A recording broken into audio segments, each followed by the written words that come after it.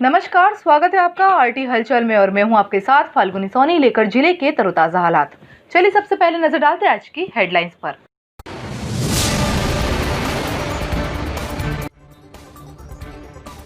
जिला अस्पताल में मरीजों के साथ आने वाले परिजनों के लिए नहीं है कोई बैठने की व्यवस्था, फर्श पर बैठने को मजबूर है परिजन।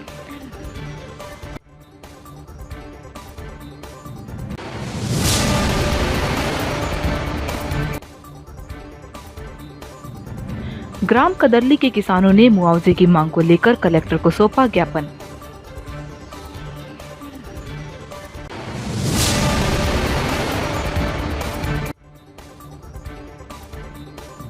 रेणुका कृषि उपज मंडी में नीलामी प्रारंभ, सोयाबीन की बड़ी आवक।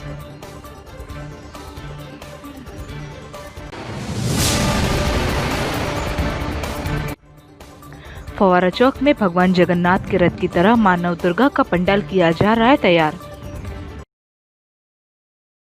और अब गतिविधियां विस्तार के साथ। जिले के सरकारी अस्पताल में मरीजों के साथ आने वाले परिजनों के लिए बैठने की कोई भी व्यवस्था नहीं है। परिजन फर्श पर बैठने को मजबूर है, लेकिन जिम्मेदारों द्वारा इस और कोई ध्यान नहीं दिया जा रहा। करोड़ों रुपए की लागत से बने सरकारी अस्पताल में मरीजों के साथ आने जाने वाले परिजनों के लिए बैठने की कोई व्यवस्था नहीं है, जिस कारण परिजन फर्श पर ही बैठने को मजबूर हो रहे हैं, लेकिन जिम्मेदारों द्वारा इस और कोई ध्यान नहीं दिया जा रहा। समाज सेवी अजय उदासी ने प्रशासन से जिला अस्पताल में आने वाले मरीजों के साथ परिजनों के लिए बैठने की व्यवस्था करवाने की मांग की है। हम आपको बता दें कि करोड़ों रुपए की लागत से सरकारी अस्पताल तो बना दिया गया है, लेकिन यहाँ पर परिजनों के लिए बैठने की कोई व्यवस्था नहीं है, जिस कारण परिजन फर्श पर बैठने को मजबूर है। बैठने की कोई व्यवस्था नहीं है, उसको लेकर क्या मांग करोगे आप? ये जो अस्पताल बना है करोड़ों रुपयों की लागत से, इतनी मेहनत से इतना बड़ा अस्पताल खड़ा हुआ है, लेकिन हम आज देख रहे हैं कि यहाँ पर जो मरीज के साथ में लोग आते हैं परिजन, बेचारे वो कहीं होटलों पर बाहर बगीचे में इधर उधर बैठे रहते हैं। इसके लिए हमारा निवेदन है प्रशासन से कि वह कम से कम इनके लिए वहाँ पर कुर्सियों की, फ्लैट हो गई, इनकी व्यवस्था कराए वहाँ पर, जिससे कि उनको इधर उधर नीचे जमीनों पर नहीं बैठना पड़ेगा। बुरहानपुर जिले के ग्राम करदली के किसानों ने डूब में गई जमीन के मुआवजे की मांग को लेकर कलेक्टर कार्यालय पहुंचकर कलेक्टर को ज्ञापन सौंपकर मुआवजे की गुहार लगाई। बुरहानपुर जिले के ग्राम करदली के किसानों ने आज जिला कलेक्टर कार्यालय पहुंचकर कलेक्टर को ज्ञापन सौंपकर मुआवजा देने की मांग की है। ग्राम के किसान दशरथ वास्कले ने जानकारी देते हुए बताया कि 3 वर्ष पूर्व हमारी जमीन करदली डैम में डूबने गई है, लेकिन आज तक भी हमें कोई मुआवजा नहीं मिल पाया, जिसको लेकर आज जिला कलेक्टर कार्यालय पहुंचकर कलेक्टर को ज्ञापन सौंपकर मुआवजे की मांग की है। किसान दशरथ ने ये बताया कि प्रशासन द्वारा 25 किसानों में से केवल 5 किसानों को ही मुआवजा दिया है, बाकी 20 किसानों को अभी तक भी मुआवजा नहीं मिल पाया, जिसको लेकर आज किसानों ने कलेक्टर से मुआवजे की गुहार लगाई। समस्या लेकर आए आप? ये कलेक्टर साहब को ये कागज आवेदन दिए है आज, जो क्योंकि ये सुनवाई नहीं कर रहे तो कोर्ट में जाना पड़ा हमको। कोर्ट में लगाए अब, इसलिए उनको एक जो कागज़ है वो देने के लिए आए हैं, जो रिफ्रेश बना है हमारा कलेक्टर के द्वारा दिया जाता है, उसको वो बनाकर हमने उनको दे दिए हैं। अब ये लोग किस गांव का मामला और क्या मामला है? करदली तालाब बिना नहर वाला है, करदली डैम में 3 साल हो गए हैं। सभी आदिवासियों की ज़मीन गई है उसमें, और आज दिनांक तक के मुआवजा नहीं। रेणुका कृषि उपज मंडी में नीलामी प्रारंभ होते ही सोयाबीन की फसली की आवक बढ़ गई है। किसान अपनी फसलें बेचने के लिए मंडी में लेकर पहुंच रहे हैं। रेणुका कृषि उपज मंडी में नीलामी प्रारंभ हो गई है। किसान अपनी फसलें लेकर बेचने के लिए मंडी में पहुंच रहे हैं। मंडी में सोयाबीन की आवक बढ़ गई है। दरियापुर के किसान हेमराज मुहा से अपनी सोयाबीन की फसल बेचने के लिए रेणुका कृषि उपज मंडी पहुंचे। किसान हेमराज ने करीब 4000 रुपये प्रति क्विंटल अपनी सोयाबीन बिकने की बात कही। हम आपको बता दें कि लॉकडाउन के कारण मंडियां बंद होने से किसान अपनी उपज लेकर मंडी में नहीं पहुंच पा रहे थे। लॉकडाउन समाप्त होने के बाद से ही किसान अपनी फसलें बेचने के लिए मंडी में लेकर पहुंच रहे हैं, जिसको लेकर मंडी में सोयाबीन की आवक बढ़ गई है। कल कहाँ से क्या फसल लेकर आए मंडी में बेचने के लिए? दरियापुर से आए सोयाबीन लेंगे। क्या लगता है अब आपको भाव मिलेगा? अच्छा, उम्मीद तो है। क्या उम्मीद आप क्या रखते हो कि क्या भाव मिलना चाहिए? 4000 के ऊपर मिलना चाहिए। मां नवदुर्गा स्थापना को लेकर फवारा चौक में भगवान जगन्नाथ के रथ की तरह मां नवदुर्गा का पंडाल इंदौर के कलाकारों द्वारा तैयार किया जा रहा है। रथ स्वरूपी पंडाल में मां नवदुर्गा की स्थापना होगी। फव्वारा चौक में नवदुर्गा उत्सव समिति द्वारा भगवान जगन्नाथ के रथ की तरह मां दुर्गा का पंडाल इंदौर के कलाकारों द्वारा बनाया जा रहा है। समिति के अध्यक्ष कृष्णदास गांधी ने जानकारी देते हुए बताया कि प्रतिवर्षानुसार इस वर्ष भी मां नवदुर्गा की फव्वारा चौक में समिति द्वारा स्थापना की जाएगी। भगवान जगन्नाथ के रथ की तरह मां नवदुर्गा का इंदौर के कलाकारों द्वारा पंडाल तैयार किया जा रहा है। हितेश गांधी ने बताया कि शासन की गाइडलाइन के अनुसार ही भक्तों को दर्शन के लिए पंडाल में सैनिटाइजर सहित सोशल डिस्टेंसिंग का पालन करवाया जाएगा। उत्सव समिति नवदुर्गा क्या तैयारियां की जा रही है माता स्थापना को लेकर? ये यहाँ पर जगन्नाथपुरी का रथ जो रहता है उसमें माता जी स्थापित हो। कहाँ के कलाकार है जो पंडाल बना रहे हैं? ये पंडाल बनाने वाले इंदौर के हैं। प्रशासन के द्वारा जो गाइडलाइन जारी की गई है वो गाइडलाइन पूरी अपन प्रशासन की जो गाइडलाइन जारी की गई है उस गाइडलाइन का पूरा पालन करेंगे। पूरे सर्कल बनाए जाएंगे और बिल्कुल सैनिटाइजर मशीन लगाई जा रही है, 2 सैनिटाइजर मशीन लगाई जा रही है जिसके द्वारा पूरा सैनिटाइज करके ही भक्तों को दर्शन करने के लिए आगे सोशल डिस्टेंसिंग का पालन करते हुए आगे दर्शन के लिए भेजा जाएगा। जिले के ग्राम साईखेड़ा कला के ग्राम नांदुरा कला में ग्रामीणों ने मूलभूत सुविधा नहीं मिलने के विरोध में एकजुट होकर सरपंच और सचिव के खिलाफ नारेबाजी कर विरोध दर्ज किया। जिले के साईखेड़ा कला के ग्राम नांदुरा कला में ग्रामीणों ने मूलभूत सुविधा नहीं मिलने के विरोध में एकजुट होकर सरपंच सचिव के खिलाफ नारेबाजी की।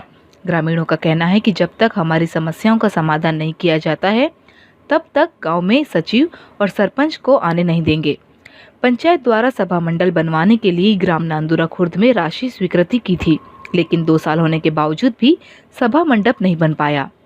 बुजुर्ग ने पेंशन नहीं मिलने को लेकर भी विरोध किया, तो वहीं ग्रामीणों का कहना है कि राशन भी नहीं मिल पा रहा है, जिस कारण हमें काफी परेशानियों का सामना करना पड़ रहा है, लेकिन जिम्मेदारों द्वारा इस और कोई ध्यान नहीं दिया जा रहा है।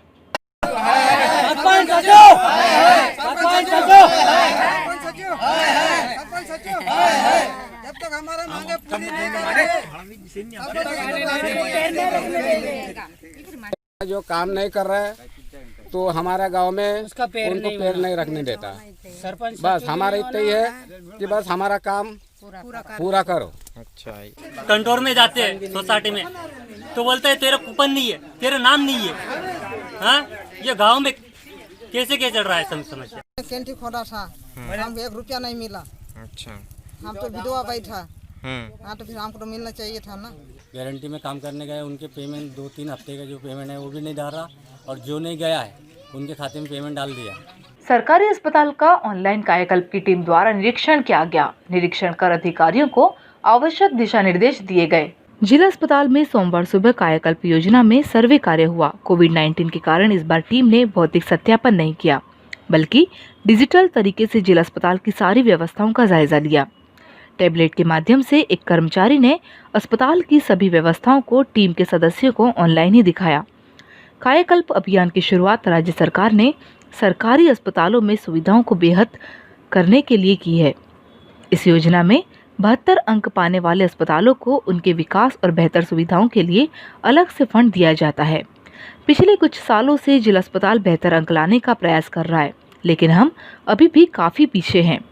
टॉप 10 की सूची में भी फिलहाल हम शामिल नहीं हैं। इसे पाने के लिए बेहतर सुविधा के साथ लोगों को जागरूकता होना भी जरूरी है। फिलहाल प्री सर्वे, इसमें खामियों को दूर करने का मिलेगा समय। स्वास्थ्य विभाग ने फिलहाल प्री सर्वे किया है, यानी खामियों को सुधारने के लिए हमें समय मिलेगा। स्वास्थ्य विभाग के एक कर्मचारी ने भोपाल में बैठी टीम को ऑनलाइन अस्पताल के सभी वार्ड, चैम्बर, परिसर और गार्डन आदि की व्यवस्थाएं दिखाई। टीम ने इसे देखकर बदलाव और सुधार के लिए कई सुझाव दिए, जिसे नोट कर लिया गया है। टीम द्वारा दिए गए निर्देशों के अनुसार अस्पताल में बेहतर सुविधाएं करने का प्रयास किया जाएगा। बुरहानपुर जिले के ग्राम इच्छापुर स्थित प्राचीन इच्छा देवी मंदिर में ग्रामीणों पत्रकार संगठन का गठन हुआ, जिसमें सर्व समिति से किशोर पाटिल को अध्यक्ष बनाया गया। ग्राम इच्छापुर स्थित प्राचीन इच्छा देवी परिसर में ग्रामीण पत्रकार संगठन का गठन हुआ, जिसमें सर्व समिति से किशोर पाटिल को अध्यक्ष, शकील खान उपाध्यक्ष, गणेश सिंह गहलोत सचिव, कमलेश महाजन कोषाध्यक्ष, मनोज गवंदे सह सचिव, गोकुल पाटिल प्रचार प्रमुख, संदीप जैन संयोजक, अनिल महाजन सह सचिव, राजू सिंह सरदार को सह सचिव के पद पर नियुक्त किया गया।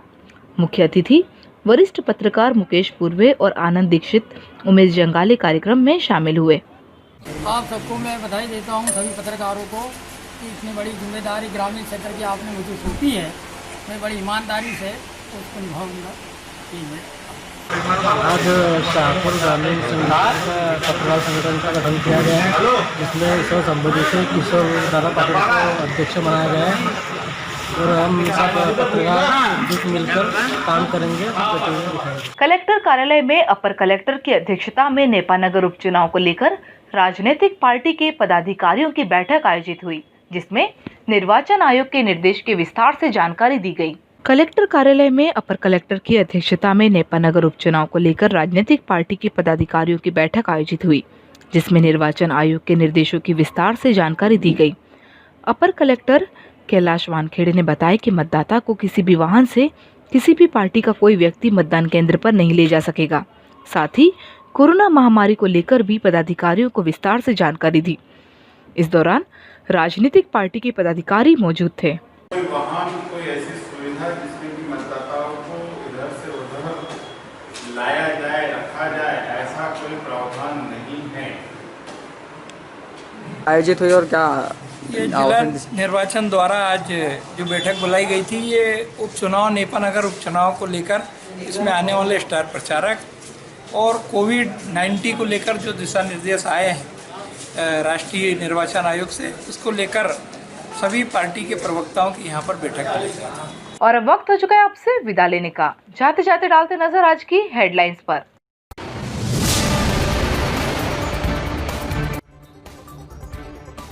जिला अस्पताल में मरीजों के साथ आने वाले परिजनों के लिए नहीं है कोई बैठने की व्यवस्था, फर्श पर बैठने को मजबूर है परिजन।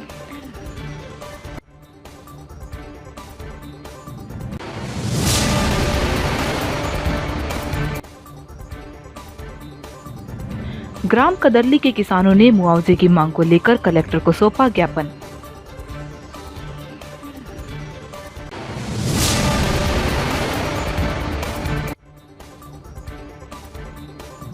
रेणुका कृषि उपज मंडी में नीलामी प्रारंभ, सोयाबीन की बड़ी आवक।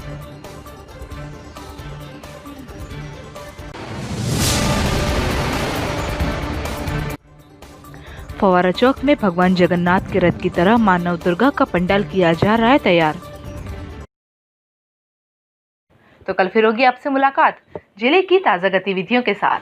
तब तक के लिए आरटी हलचल की पूरी टीम और मुझे दीजिए इजाजत। नमस्कार।